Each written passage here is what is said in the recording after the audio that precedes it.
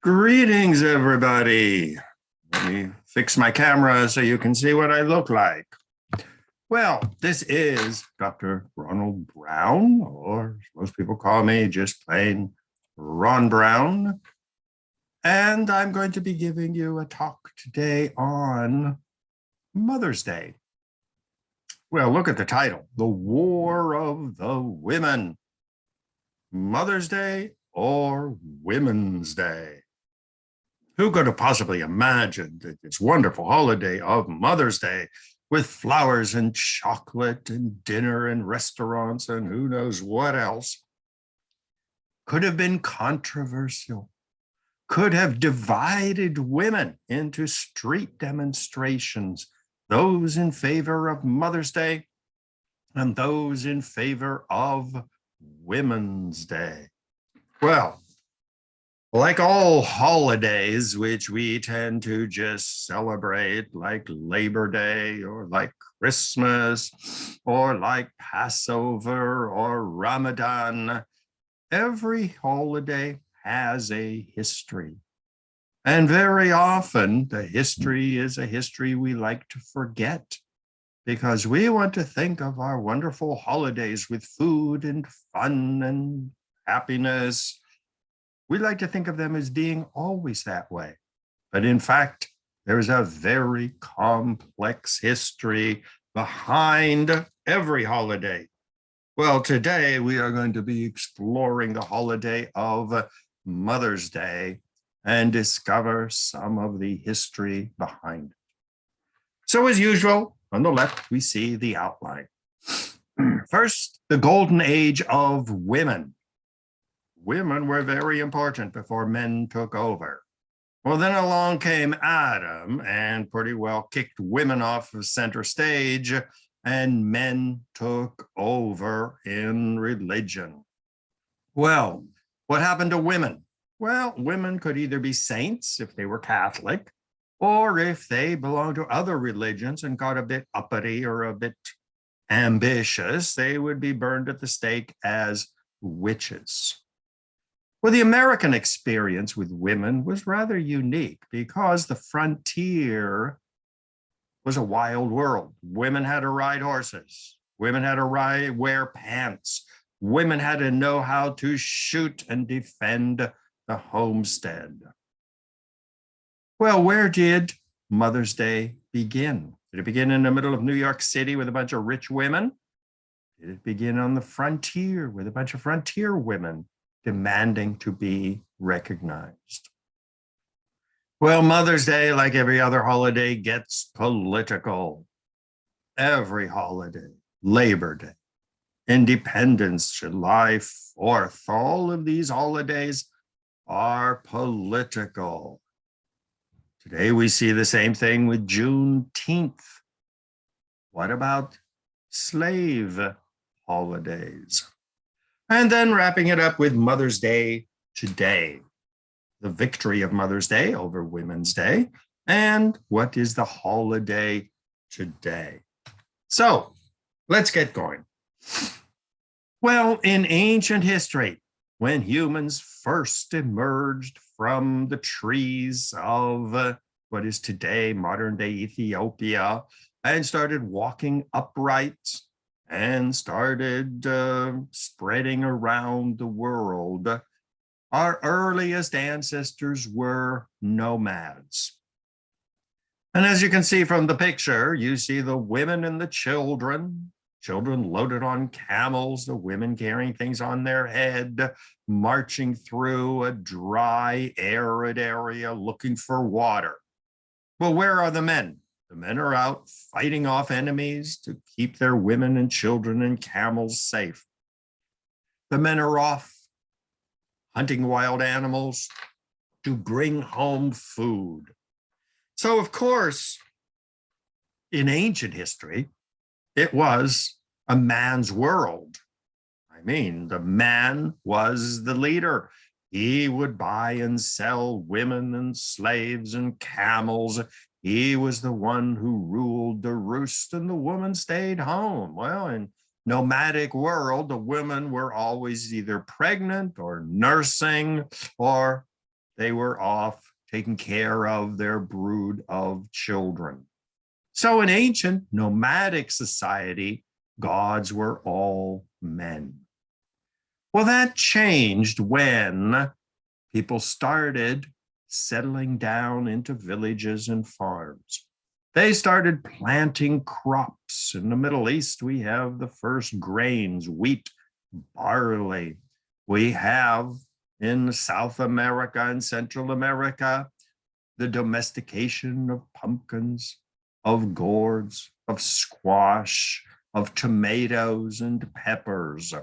So as soon as people started settling down and they became farmers, well, then religion became more interested in women, because just like the man plants the seed in the woman and the woman gives birth to a baby 9 months later, so agriculture was a women's job.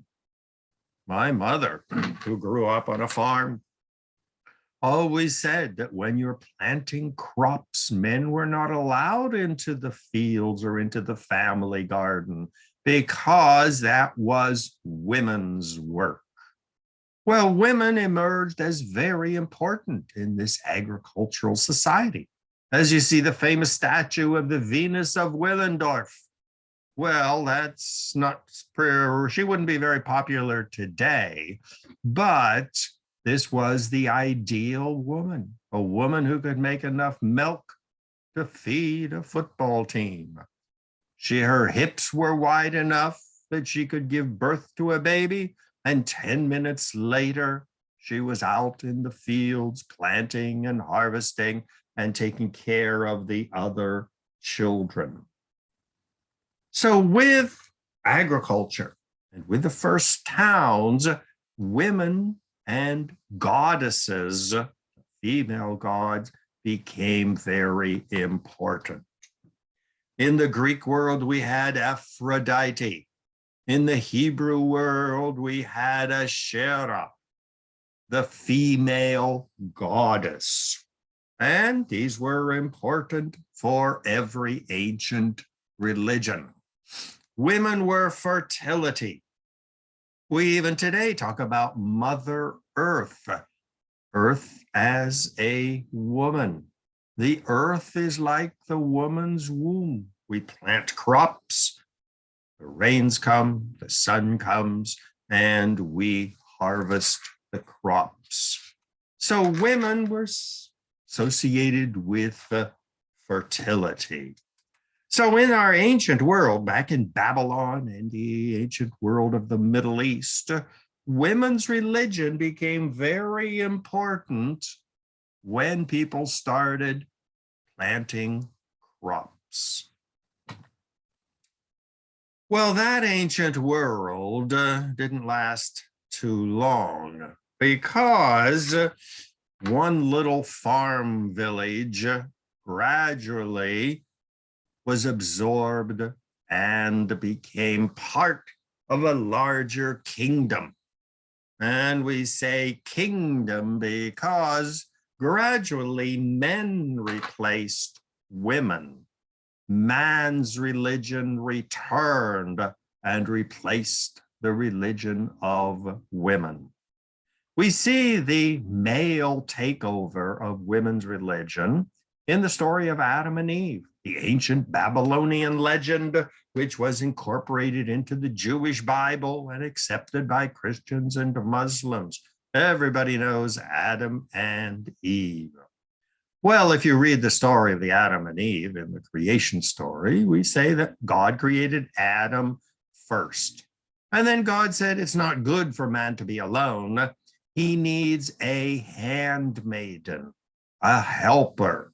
And so we know the story of God taking a rib from Adam and creating women. Well, man was clearly the first creation, and woman was a handmaiden. God created her to, do the cooking, clean the kitchen, wash the windows, do all of the busy work, vacuum the living room. That's why God created women in the Jewish Bible and the ancient Babylonian legends. Well, the story gets even worse because Adam and Eve seem to be pretty happy in the Garden of Eden until the serpent came. And who did the serpent decide to tempt? Adam? No, he was in charge. But Eve. And Eve ate the apple. And then Eve went and gave the apple to Adam. And we were kicked out of the Garden of Eden. And that was the end of that age. Once again, the blame was put on women. Well, along came the Christians, and St. Paul was very much a part of that. What did St. Paul say? Women should be silent in church. Women should not speak in public. Women should not be in positions of authority over men. Women should not wear jewelry and paint their faces and dress in fancy clothes like the women do today. Clearly not very Christian. In German, they have an expression, Kinderküche, Kirche, meaning women's job was Kinder, children, Küche, kitchen, and Kirche, the church. This is what God created women to do, to raise children, be a servant to the man, and go to church on Sunday. So once again, men took over, just as they had back in the age of nomads, and women's religion was suppressed. Well, these legends are, and that's what they are, in the Jewish Bible and the Babylonian legends of Adam and Eve, have been preserved. And until today, you go to churches and you see stained glass windows of Eve tempting Adam to sin. We see Adam and Eve being forced out of the garden. Look at the face of Eve in the picture on the left. She is clearly guilty of everything that happened in the Garden of Eden. And Adam had his hands on his face. Why did I listen to that woman? I should have known better. And we see the picture on the right. There's a seductive Eve with the apple in her hand. Once again, accepting responsibility for the fall of humanity. Well, this image of women being the weaker sex, tempted by the serpent and falling into sin and leading man to sin and expulsion, still inspires the stereotype we have today of women. We use a phrase, she's the weaker sex. She is driven by emotions.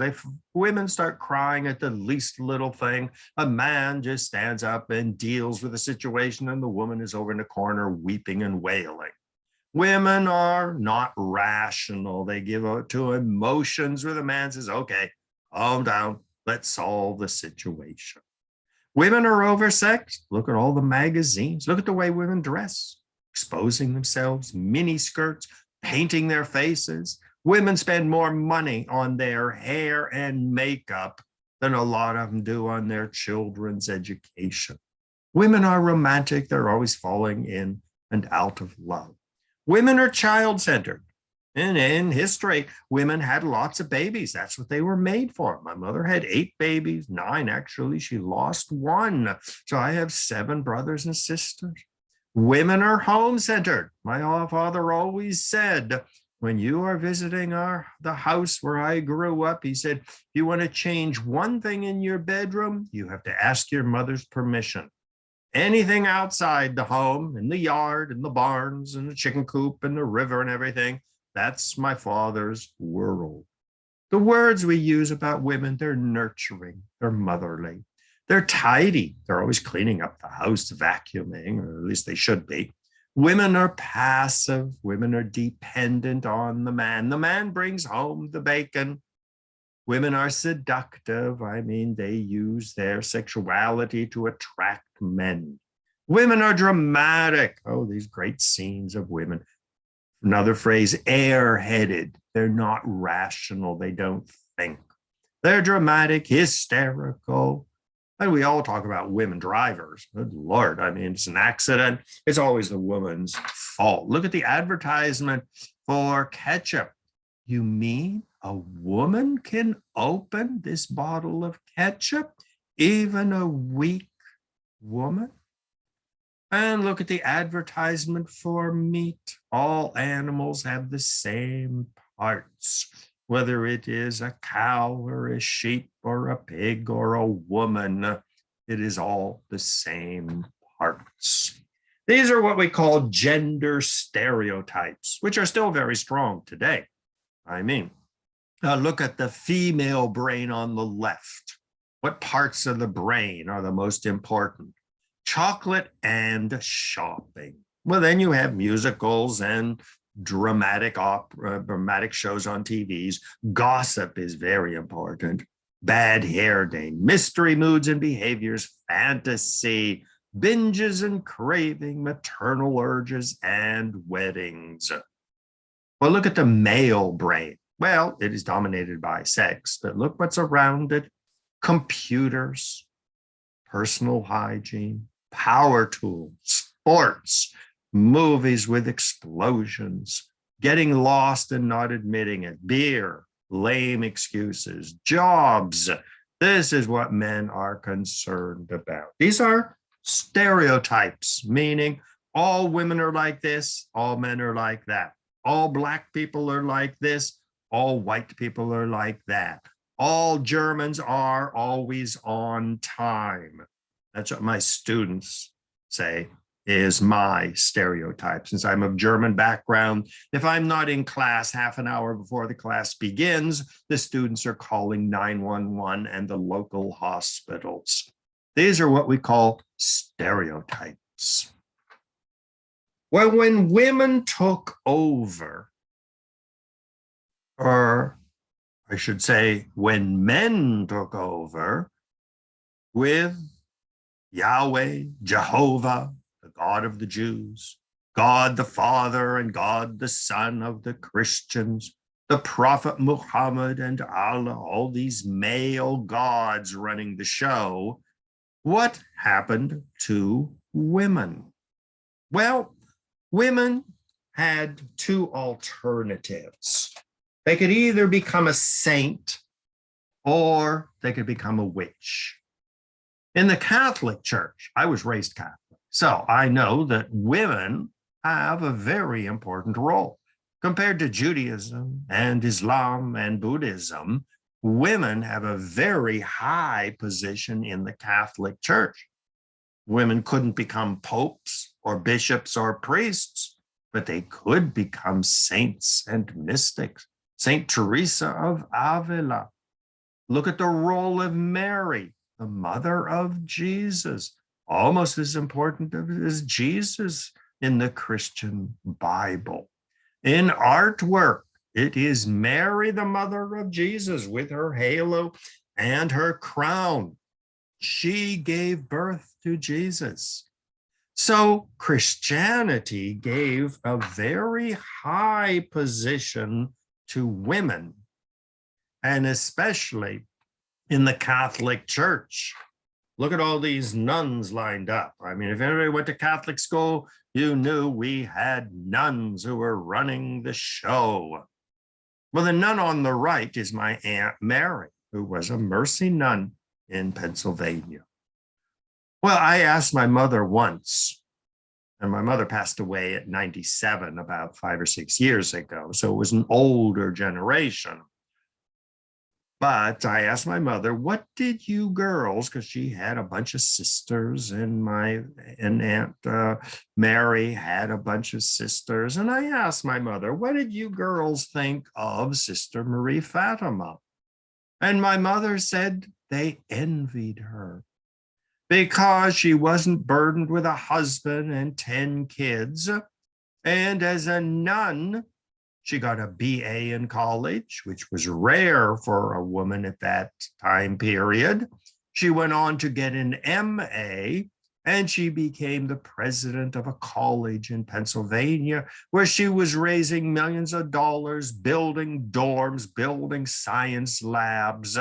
She was a professional woman in a time when women were still home having babies, like my mother, who had 8 babies, and all of her sisters who ended up getting married and having babies, working at home, like the Germans say, taking care of kids, cooking in the kitchen, and going to church on Sunday. So the Catholic Church gave space for women, which was very unusual because Judaism had no place for women. They were behind a curtain up in the balcony, hidden away, or they were even home. They didn't have to go to synagogue. Islam, it was a man's religion. Well, needless to say, there were some women who were not happy with their role as baby makers, cooks, and slaves to their husbands. There were women in Islam, in Judaism, and in the Protestant churches.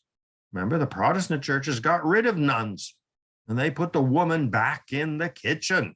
For women, the Protestant Reformation was a disaster because it took away the freedom to become saints and mystics and nuns. So what did the Protestants, the Jews, and the Muslims do with women who wanted to get an education, who wanted to amount to something? Well, they were burned at the stake as witches. We all know the story of witch burning in Boston and New England. Who were these women? They were women who wanted to learn how to read and write so they could read the Bible. They wanted to express their opinion in government and in politics. And for that, they were burned at the stake. So Protestantism, as well as Judaism and Islam, suppressed women even more. In the Bible, the whore of Babylon is always depicted as a symbol of the devil. The woman is in league with the devil to destroy the power of men. Nonetheless, there were some women who were able to rise to power, but very often they had to be really crafty and clever and ruthless. Elizabeth, the great Queen Elizabeth of England, Catherine the Great of Russia, Maria Theresa, the Empress of Austria. These were women who played a major role, but they had to be ruthless. Catherine the Great in the middle. When she became Empress of Russia, she married the emperor. And when she got to Russia from her native Germany, she found that her husband was a real loser. And it is believed that she simply poisoned him and she ran the show herself. So there were a few women who were able to rise to importance, but they were always considered second rate. Even Queen Elizabeth of England was considered a usurper. It was a man's world. The person on the throne should be a king. Well, this anti-women world of Protestantism, Islam, Judaism, and even the male-dominated Catholic Church, even though women could become saints and mystics and nuns, but still there was the men who ran the Catholic Church. Well, into the picture came the American frontier. Well, my mother's family came over in the 1830s from Germany. They got a big Conestoga wagon in Maryland, bought a bunch of horses and cows and sheep and goats and a couple of pigs and chickens, set off with a bunch of other wagon trains, went across Pennsylvania, crossed the Mississippi somehow and settled up in Wisconsin. This was the Wild West of the 1830s, 40s, and 50s. Well, in the Wild West, like my family, I mean, you had to kill off the Indians if you wanted to cut down the trees and make a farm. You had to be able to defend yourself. So the women of the frontier rode horses, they wore pants, they knew how to shoot, they knew how to lasso a horse or a cow that was getting lost. And so in the American frontier, women started liberating themselves. Even if they were good Christians and going to church, they said, okay, St. Paul said, be quiet in church and not be in positions of authority. But once these women like Annie Oakley were out of the church, they knew that they had to take charge of things. And very often in the frontier, the husband would be shot or wounded or would get ill. It was the woman who had to go out and plow the fields, go out and shoot a buffalo and bring it home for its skin for a coat and its meat for food during the winter. So Annie Oakley became very much a symbol of women in the Wild West. They could ride horses, they could shoot Indians, they could defend their homestead and their children, they could lasso a horse or a cow. And even though Annie Oakley is always depicted on the right wearing a skirt, that when she was back in the West, she had her pants on so that she could jump on and off of a horse just like everybody else. In fact, it was not in the big cities like Boston and Philadelphia and New York where the women's movement started emerging. The Seneca Falls Declaration of 1848, where people like Lucretia Mott, Elizabeth Cady Stanton, as well as Frederick Douglass, demanded women's rights. This was up in Seneca Falls in upstate New York. In 1848, still a rather wild area. And the document which they published, the Seneca Falls Declaration, said that all men and women are created equal. They wanted women's right to education, the right to inherit property when their parents died, the right to own land. In 1848, women were not allowed to inherit property or own land. It was illegal for women to speak in public, to get up and give a speech. When there was a divorce, the man could demand a divorce, and of course, the man got the children. And women demanded the right to vote. Once again, these were wild frontier women. Even if some of them came from the cities, still, they were inspired by the women of the West and of the frontier. It was, of course, Wyoming in the far West that in 1890 was the first state to give women the right to vote. This is called women's suffrage, meaning the right to vote. Well, it began in 1890 with Wyoming. Gradually, look at the states that gave women the right to vote. They're all in the Wild West: Colorado, Utah, Idaho, state of Washington, 1910, California, which was still in 1911 a rather wild place, Oregon, Arizona, Kansas, Illinois, even Alaska. But we don't see New York. We don't see Pennsylvania. We don't see Virginia or Massachusetts. It was the West that liberated women first. Look at the woman on the right, her gun on her shoulder, holding up an alligator that she had just shot. I mean, this is no woman who spends most of her time in the beauty parlor or sitting at home and knitting. She was an adventurous woman. So where does Mother's Day fit into all of this? Well, once again, It was not in the cities of the East Coast. It was in the West, where the idea of Mother's Day came into existence. Anna Jarvis, 1864, towards the end of the Civil War, 1948, the end of the Second World War, who came up with the idea of a holiday honoring mothers. First, it was Mother's Friendship Day in 1868. And the goal was to reunite families that had been divided during the Civil War. And she wrote, I hope and pray that someone, sometime, will found a memorial Mother's Day commemorating mothers for the matchless service she renders to humanity in every field of life. She is entitled to it. Well, back in those days, the 1860s, women had no choice but to get married. If a woman wasn't married by the age of 25, she was already an old maid and considered a failure.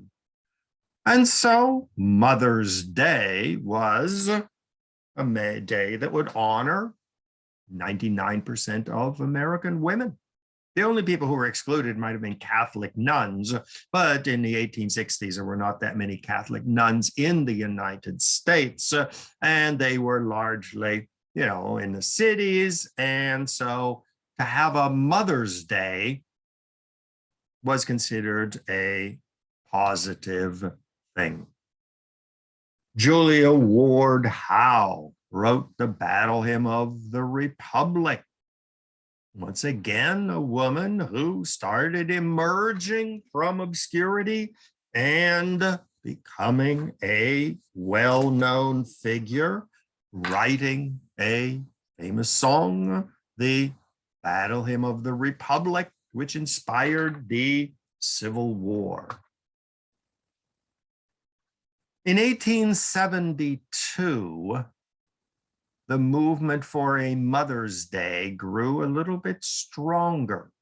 And this was following in the American Civil War and then the war between Germany and France, where Women's Day, Mother's Day, was not only honoring women, but it was a movement in favor of peace.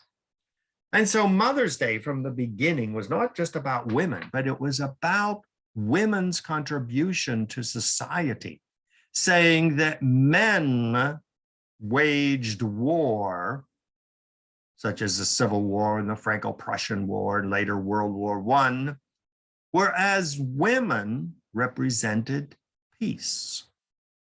So the Mother's Day Proclamation in 1872 said, again in the sight of the Christian world have the skill and power of two great nations exhausted themselves in mutual murder, talking about France and Germany. And it continues, thus men have done, thus men will do, meaning men are warriors. They wage war, destroy countries.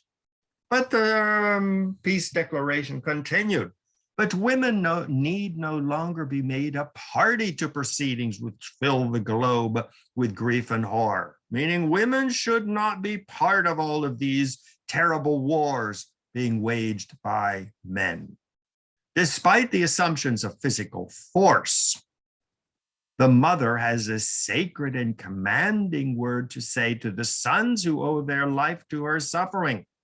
The word should now be heard and answered to as never before, saying that women don't resort to force and fighting and wars. Women should educate their sons to be against war. So Mother's Day was not just about celebrating women, but it emerged in response to men waging wars. whether the Civil War or the war between France and Germany. Julia Ward Howe wrote a famous Mother's Day peace resolution. This is the same Julia Ward Howe who wrote the famous The Battle Hymn of the Republic, which we all know. Mine eyes have seen the glory of the coming of the Lord. Glory, glory, hallelujah. Well, she became a firm supporter of Mother's Day. But again, it was her Mother's Day proclamation for peace, not celebrating women as women, but women as the bringers of peace. And to read it, arise then, women of this day, arise all women who have hearts, whether our baptism be that of water or of tears. We women of one country will be too tender of those of another country to allow our sons to be turned to injure theirs. From the bosom, from the stomach of the devastated earth, a voice goes up with our own. It says, disarm, disarm, get rid of your guns and cannons and wars. The sword of murder is not the balance of justice. So Mother's Day became associated not just with women and mothers, but with world peace. Well, gradually in the West and among frontier women, Mother's Day started growing as a call for peace and respect for women.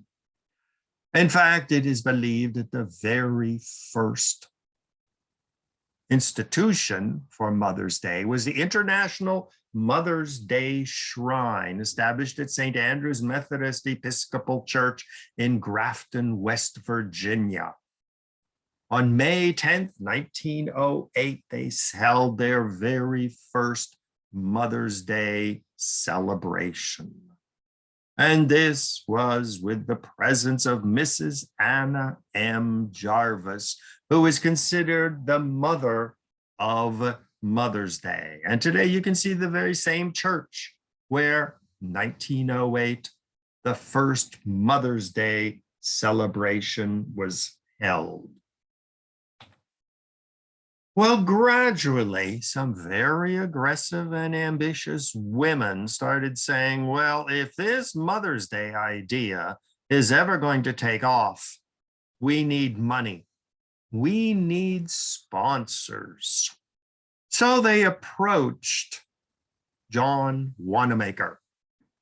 Some of you may recognize the name, the Wanamaker store in Philadelphia.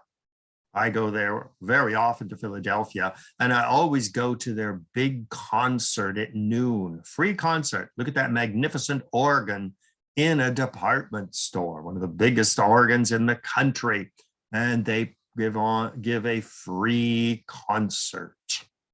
Well, John Wanamaker became a convert to this new women's movement. And he started plowing a lot of money into advertising it. He started holding Mother's Day sales, producing Mother's Day products. Well, of course, he was making a lot of money out of this. I mean, holidays are money. As I'm speaking to you now, it is the Christmas shopping season. I mean, stores make most of their profits during the holiday season. So he recognized a good deal when he saw it, but he spread the message of this new holiday that was emerging and at the same time made money. This was the Wanamaker Auditorium, men's and boys' goods, giant store, and he sponsored the Mother's Day, having Mother's Day sales, putting up posters saying, support this new holiday. This is the Wanamaker store in New York City, where he declared Mother's Day 1909. Well, of course, to make money, he was selling, eventually, Mother's Day cards, Mother's Day flower arrangements. Of course, he was pushing the perfumes and cosmetics and fancy clothes for women. So he and other stores started making a lot of money. I mean, what husband could not buy his wife a gift on Mother's Day? Or what boy could not get a present for his mother on Mother's Day when all the big stores were telling you this is what you're supposed to do? And so people like the Whitman chocolate. Mother's Day, May 11th, her day, her family, her chocolates. Roll dishpan drudgery out of your life. Buy your wife a machine to wash her clothes.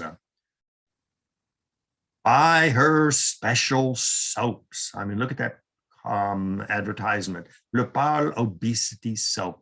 My ladies, if you have too much weight, that means you're not using the right expensive soap to wash away the pounds.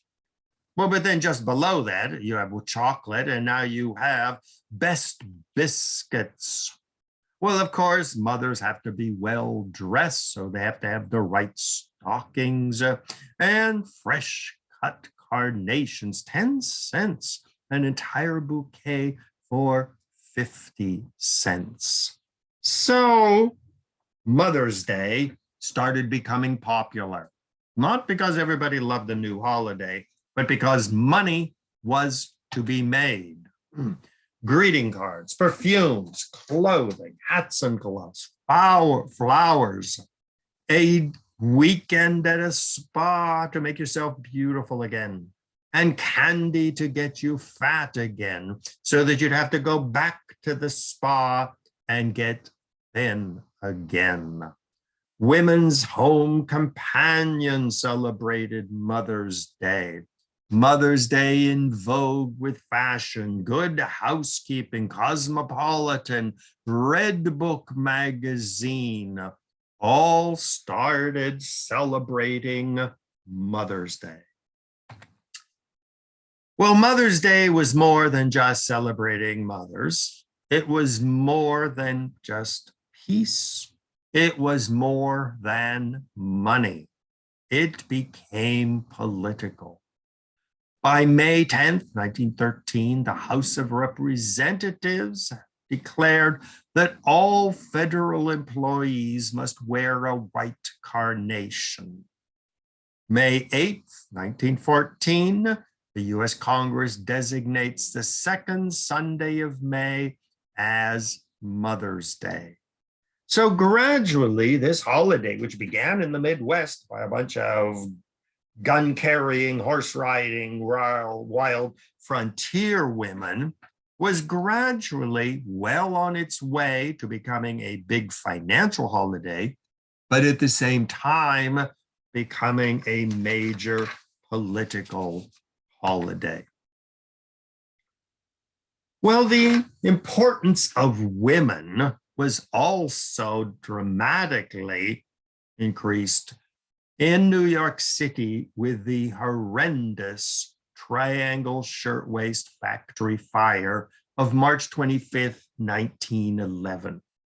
146 Jewish immigrant and Italian immigrant women were burned to death or jumped out of the top floors of the building and were killed when they hit the ground. This was one of the most horrendous tragedies of the early 1900s. Women started getting organized. Labor unions were gradually established. Women joined labor unions to protect their rights, the right to work outside the home, the right to form labor movements, and eventually unions. So women became a major topic of discussion following this tragic fire and other disasters. Women were emerging from the home. They were not sitting at home cooking and cleaning and raising babies, but women were becoming a factor in the economy, in the textile trade, in other businesses. So more and more attention was being placed on women. 1914, President Woodrow Wilson released a proclamation, whereas by a joint resolution of the Congress, Senate, and House of Representatives, approved on May 8, 1914, designating the second Sunday in May as Mother's Day and for other purposes, the president is authorized and requested to issue a proclamation calling upon the government officials to display the United States flag on all government buildings, and the people of the United States to display the flag at their homes or other suitable places on the second Sunday as a public expression of our love and reverence for the mothers of our country. So this was the beginning of the official Mother's Day on the second Sunday in May. So it was a success. Of course, Wanamaker's and the other big stores were making a fortune. Of course, it was a major victory for the women's movement. But there were people who said, wait a minute. The girls in the Triangle Shirtwaist Factory fire were not mothers. They were unmarried teenage girls. So when we celebrate mothers, we are ignoring all these women at the Triangle Shirtwaist Factory fire, all of the women who decide not to get married, all of the Catholic nuns who devote their lives to raising and educating other people's children. These people are being ignored. Why only argue or only honor and celebrate one particular group of women? Anna Jarvis, who was one of the earliest founders of the women's movement, became one of the most bitter opponents of this Mother's Day. In fact, in the 1920s, she began a movement to abolish Mother's Day, saying the day should be a day of sentiment for women, not profit. It should be a day to stop buying flowers and other gifts. It was being turned into a money-making venture. Florists, greeting card manufacturers, confectionery industry, making candies, charlatans, bandits, pirates, racketeers, kidnappers, and termites that would undermine with their greed one of the finest, noblest, and truest movements and celebrations. So she, the founder of Mother's Day, started criticizing it and saying it had gone bad. It was a day of money and not celebrating either mothers or women. Well, there was a movement to establish a Women's Day. In New York City, it was the Socialist Party, which supported a new holiday, which would be called International Women's Day. Not Mother's Day, but all women. On February 28th, 1909, the Socialist Party of New York and the world announced their support for a new holiday, which would be celebrated on March 8th. And it would be a sad day to celebrate all women. You see books such as Teresa's Malkiel's The Diary of a Shirtwaist Striker, meaning these were young women who were not celebrated because they were mothers and popping out a new baby every 9 months. They were not celebrated because they were home cooking for their husbands and taking orders from men, or sitting silently in churches and synagogues while male ministers and rabbis were telling them how to run their lives. Women should emerge as women, not as mothers and as wives, but as independent women working in factories, earning a salary, having their own independence. Well, Anna Jervis was viciously opposed to the new Mother's Day. In fact, she was arrested in 1948 for disturbing the peace. In her speeches, she said, she wished she would never have started this holiday of Mother's Day because it has become so out of control. She would go up and see guys selling carnations on the street and would attack them. She had campaigns and petitions to abolish Mother's Day. She spent her and her family's fortune writing articles, organizing meetings, publishing newspaper articles, fighting against this holiday. In fact, her last days, she was so deeply in debt that she was arrested and sent to a sanitarium. Sanitarium is a hospital for crazy people. Well, she died in November 24th, 1948, in a very bad state in the hospital. Interestingly, the people who she hated the most were glad to see her die. And so the florists, who she viciously hated, making a fortune on Mother's Day and not caring beans about women or mothers, took up a collection and they paid off all of her final debts, glad to finally see her gone. Well, the women's trade union movement continued to grow. Once again, it was women, not mothers. We had the National Women's Trade Union League, 1903.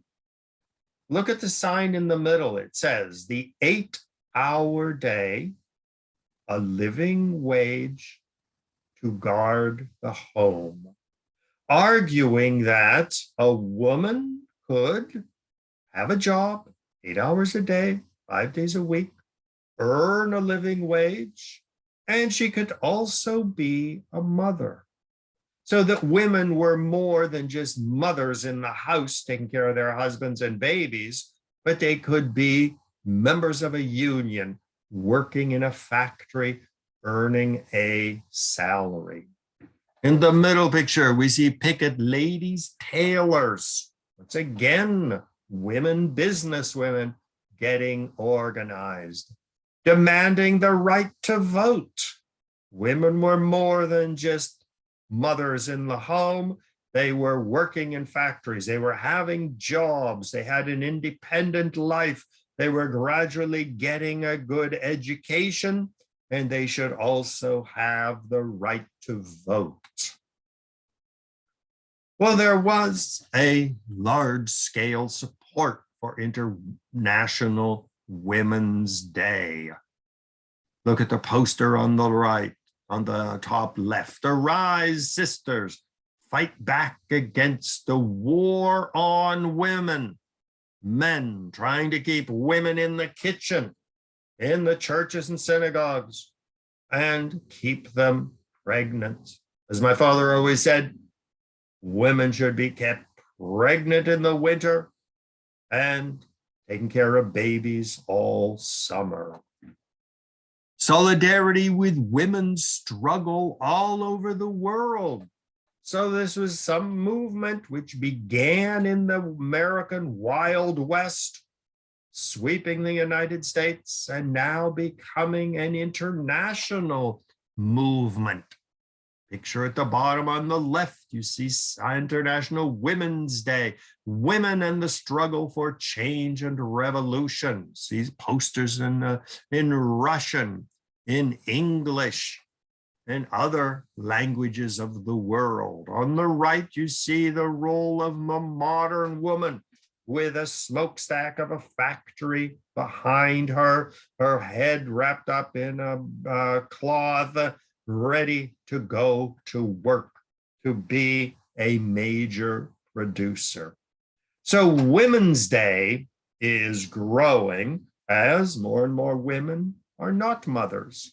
And women should be valued not just because they produce babies and take care of men, but as full and equal citizens. Mother's Day today. Well, Mother's Day is growing still. And look at some of the statistics. In 2018, Mother's Day was the #1 restaurant day in the nation, meaning one day a year, women didn't have to cook dinner for their family. It was a dominant portion of the jewelry industry. Here again, buying jewelry and makeup and stuff for women. Here again, not a very lofty view of women. One day a year out of the kitchen and cover them in jewelry to be slaves to men. 2.6 billion in flowers. I'm sure the flower producers and sellers are strong supporters of Mother's Day. 1.53 billion on pampering gifts, spa treatments, sending the woman off to be even more beautiful. Once again, saying women are only important when they're draped in jewelry, sitting in a restaurant, wearing expensive clothes, and receiving $68 million in Mother's Day cards. These are the kinds of things the modern women's movement would like to abolish. Time Out magazine publishes its Mother's Day Guide to New York City. How to pamper your wife, how to pamper your mother. Plan the perfect day with our guide to the best Mother's Day ideas, including spa trips, great brunch, and gifts. So Mother's Day still remains with us, even though more and more women are not mothers, and more women demand that they be respected, not just because of their biological power to have babies, but women want to be respected because they are getting an education, they have jobs, they are heads of major businesses and banks, they have their own industries, and they are not just biological baby machines anymore. So that brings us to an end to this lecture. If you have any comments or anything, please feel free to let me know at ronbrownmedia@gmail.com. I'm always researching topics, not just holidays and the controversial history of holidays, but all kinds of other topics. Pictures on the screen that you see now. You see me standing there. That's Mexico City. And I was there researching the Day of the Dead, Dia de los Muertos, the last time I was in Mexico, where Mexicans have an entire holiday devoted to death, dying, and cemeteries. And you see this poor guy on the bicycle. He has been dead for a long time. You see his skull and you see his bones on his legs. On the right was another holiday in Mexico that I researched. And this was the day of the Santa Muerta. Again, a skeleton, but all dressed up, celebrating the death and dying. I mean, a whole holiday series devoted to death and dying. So how we celebrate holidays, what we do, who we celebrate in our holiday, how we celebrate them is a fascinating topic. And hopefully today I have communicated to you how complex a simple holiday like Mother's Day can be when we realize the economic influence, the political influence, women's influence, the labor movement influence, and the conflict between Mother's Day and Women's Day. So once again, thank you very much for joining me today. And I hope to see you somewhere in the future for another exciting lecture. So this is Ronald Brown, Dr. Ron Brown, logging off and thanking you very much for joining me today. Bye-bye. Hope to see you in the future.